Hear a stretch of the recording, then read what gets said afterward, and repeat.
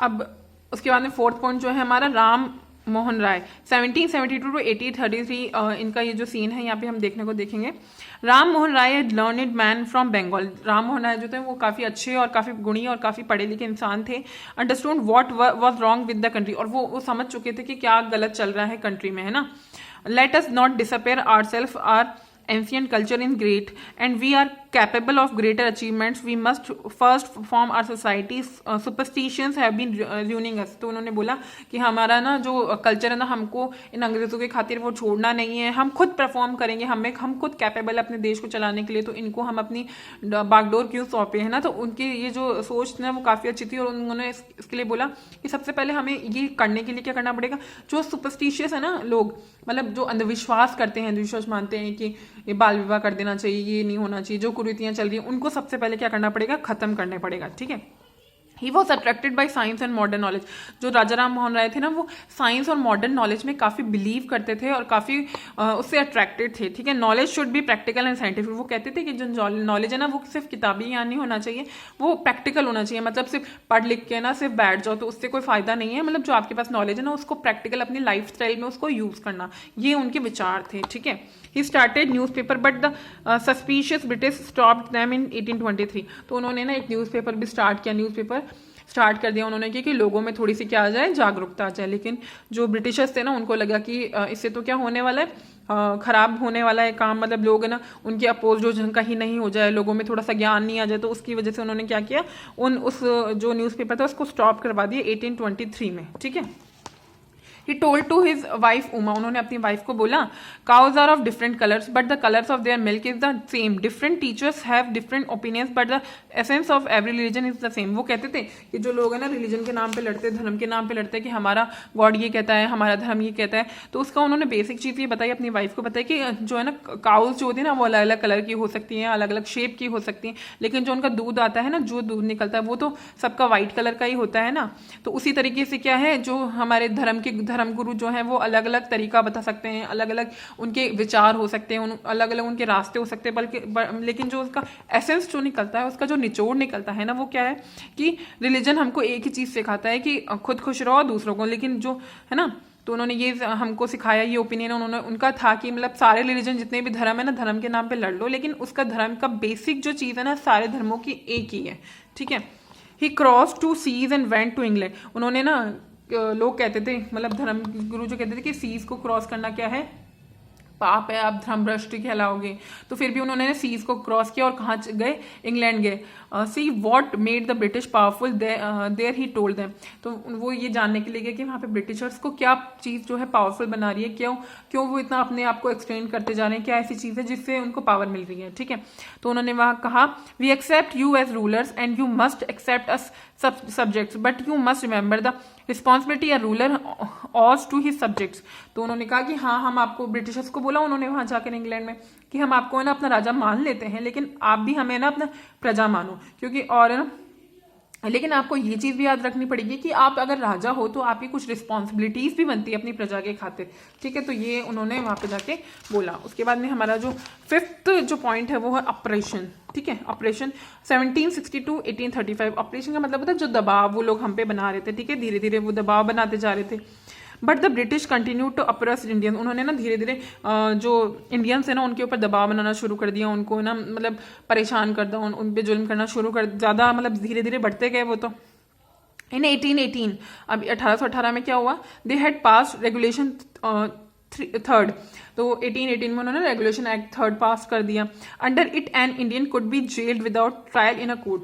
और इसके अकॉर्डिंग क्या था कि कोई भी इंडियन को वो लोग जेल में डाल सकते थे बिना किसी सुनवाई के, बिना किसी, मतलब उनको ये भी उनको अधिकार नहीं था इंडियंस को कि वो अपना, उनका जुल्म क्या है, वो उन्होंने क्या जुर्म किया है, ठीक है, उन्होंने क्या अपराध किया है उसको भी जान सकें, उसकी भी सफाई दे सकें, ये उनको हक नहीं था, बस उनको जेल में डाल दिया जाता था। All the time British officers in India Drew big salaries and also made Fortune in provide business. और ना वहाँ पे क्या होता था कि जो इंडियन जो वहाँ के बिजनेस में जो लोग काम करते थे ना, अगर वो इंडियन होगा तो उसको सैलरी कम मिलेगी, और अगर वो ब्रिटिशर्स होगा तो सेम पोस्ट पे और सेम काम करने वाले में भी सैलरी डिफरेंस था, बिकॉज ऑफ अगर कोई इंडियन है तो कम मिलेगी, और अगर ब्रिटिशर्स है तो उससे सैलरी ज़्यादा मिलेगी। ठीक है, तो इससे क्या हो रहा था, जो ब्रिटिशर्स थे वो तो दिन ब दिन अमीर होते जा रहे थे, और जो इंडियंस थे वो गरीब होते जा रहे थे। By 1829 Britain was exporting British goods worth 7 crore rupees to India. और 1829 में क्या हुआ, ब्रिटेन ने अपना वहां से हमारे इंडिया से माल सप्लाई किया, कम से कम 7 करोड़ रुपए उसमें उस टाइम कमाए। मतलब उस टाइम कितना पहले की बात है ये। ठीक है, तो उस टाइम 7 करोड़ रुपीस कितने होते होंगे। ठीक है, the British prospered on the company's loot while Indian industry begin to die. अब क्या हुआ, जो ब्रिटिशर्स है ना वो तो काफ़ी अमीर होते चले गए, और हमारे जो इंडियन इंडस्ट्रीज है ना वो लगभग हमारी खत्म होने के कगार पे आ गई। ठीक है, क्यों, क्योंकि ना उनको तो कोई प्रॉफिट ही नहीं मिल रहा था, और सारा प्रॉफिट तो कौन लेके जा रहे थे, ब्रिटिशर्स लेके जा रहे थे। Governor general Bentinck reported back home the bones of cotton weavers are bleaching the plains of India. तो उनको उस टाइम क्या हो रहा था, वो कह रहे थे, गवर्नर जनरल ने बोला कि जो यहाँ के ये इंडियंस है ना, इनकी जो बोन है ना वो क्या है, कॉटन वीविंग, कॉटन को ये वीव करते हैं, कॉटन को ये बनाते हैं, तो वो इसका इनका बोन है। ठीक है, उसके बाद में आता है हमारा 6 पॉइंट डिससेटिस्फेक्शन। जो डिससेटिस्फेक्शन हुआ वो 1835 टू 1856 में हुआ। Education in India was in Persian and Sanskrit. In 1835 Englishman named Macaulay suggested a change, we should teach the native through the English language, I agree। तो उस टाइम क्या हुआ, जो एक इंग्लिश मैन थे उनका नाम था मैकेली। मैकेली ने ये सजेस्ट किया कि भाई जो इंडिया में है ना पर्शियन और संस्कृत नॉलेज चलती है, पर्शियन और संस्कृत लैंग्वेज को ही पढ़ाया जाता है, तो हम क्या करें, हम ऐसा करते हैं उनको इंग्लिश पढ़ाते हैं। ये भी उन्होंने अपने फायदे के लिए शुरू कर दिया कि अगर हम इंडियंस को इंग्लिश पढ़ाएंगे तो वो हमारे काम आएंगे, मतलब हमारा तौर तरीका सीख जाएंगे और हमारी जैसे बन जाएंगे, फिर हम उनका फायदा उठाएंगे, उनको कम सैलरी पे हमारे यहाँ रख लेंगे। ठीक है, और अगर वो इंग्लिश जानते होंगे तो हमको थोड़ा ईजी हो जाएगा काम उनसे करवाना। ठीक है, तो ये उन्होंने सोचा अपने फायदे के लिए। ठीक है, English education produced clerk to whom the British gave pretty jobs under them. Incidentally, it also produced a new generation of intellectual. We must educate our brothers and try to improve their material conditions. For that we must convey our grievances to the British Parliament. और उस time जो हमारे जो लोग थे बहुत ज़्यादा जो सोचने वाले थे, पेट्रियाटिक थे, उन्होंने बोला कि हमें ना पढ़ना तो बहुत ज़रूरी है। ठीक है, और ये जो इंग्लिश लोग क्या कर रहे हैं, हमें पढ़ा भी अपने फ़ायदे के लिए रहे हैं, लेकिन हमें पढ़ना तो है, लेकिन लोगों को साथ साथ में क्या करना है, अवेयर भी करना है। ठीक है, तो और उन्होंने ये बात है ना, इन्होंने ये सोचा कि ये वाली जो चीज़ है ना, हमें ना ब्रिटिश पार्लियामेंट में बोलती है कि शायद हमारी कोई बात सुने। ठीक है, By 1856 the British had conquered the whole of India। अब देखो यहाँ पे अगर आप देखोगे ना तो पहले तो बहुत थोड़ा एरिया उन्होंने अब हमारा कवर किया था। अब क्या हुआ, जो स्टेट्स है ना वो येलो कलर के रह गए, और ब्रिटिशर्स क्या हो गए, ये जो पिंक कलर है वो दिख रहा है, तो मतलब देख लो आप कितना ज़्यादा एरिया उन्होंने हमारा कवर कर लिया। और जो ये येलो कलर दिख रहा है ना आपको स्टेट्स का, ये भी कहीं ना कहीं इनडायरेक्टली इन लोगों के ही दबाव में था।